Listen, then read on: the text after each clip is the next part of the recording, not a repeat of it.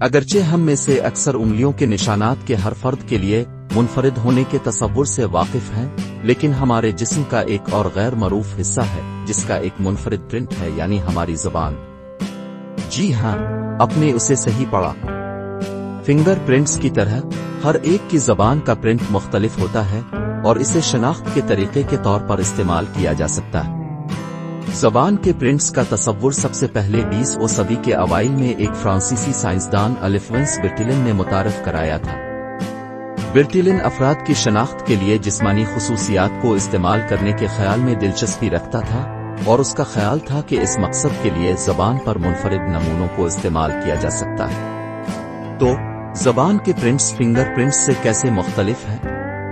جبکہ انگلیوں کے نشان دھاروں اور نالیوں پر مشتمل ہوتے ہیں، زبان کے نشانات چھوٹے چھوٹے ٹکڑوں اور ریزوں پر مشتمل ہوتے ہیں جو ایک منفرد پیٹرن میں ترتیب دیے جاتے ہیں۔ یہ نمونے زبان کی سطح پر پیپلی کے ذریعہ بنتے ہیں، جو چھوٹے تخمینے ہیں جن میں ذائقہ کی کلیاں ہوتی ہیں۔ پیپلی کی 4 قسمیں ہیں جو زبان پر پائی جاتی ہیں: فنگفورم، فولٹ، سرموالے اور فیلی فارم۔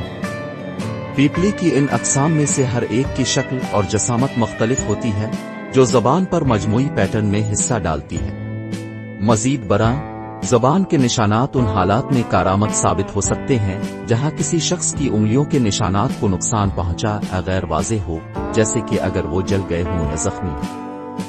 ان صورتوں میں زبان کے پرنٹ کو شناخت کے متبادل طریقے کے طور پر استعمال کیا جا سکتا ہے۔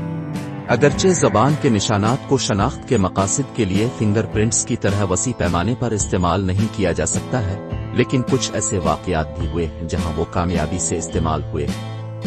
2002 میں جاپان میں ایک شخص کو ڈکیتی کا مرتکب ٹھہرایا گیا جب اس کی زبان کا پرنٹ جائے وقوع پر ایک بوتل پر پائے جانے والے پرنٹ سے مماثل تھا۔ اسی طرح 2016 میں ریاست ہائے متحدہ میں ایک شخص کو چوری کے الزام میں گرفتار کیا گیا تھا جب اس کی زبان کا پرنٹ جائے وقوع پر کھڑکی پر پایا گیا تھا۔ اور اگرچہ زبان کے نشانات انگلیوں کے نشانات کے طور پر معروف نہیں ہو سکتے ہیں، لیکن یہ صرف ایک اور طریقہ ہے جس سے ہمارے جسم ہمیں ایک دوسرے سے پہچانے اور ممتاز کرنے میں مدد کر سکتے ہیں۔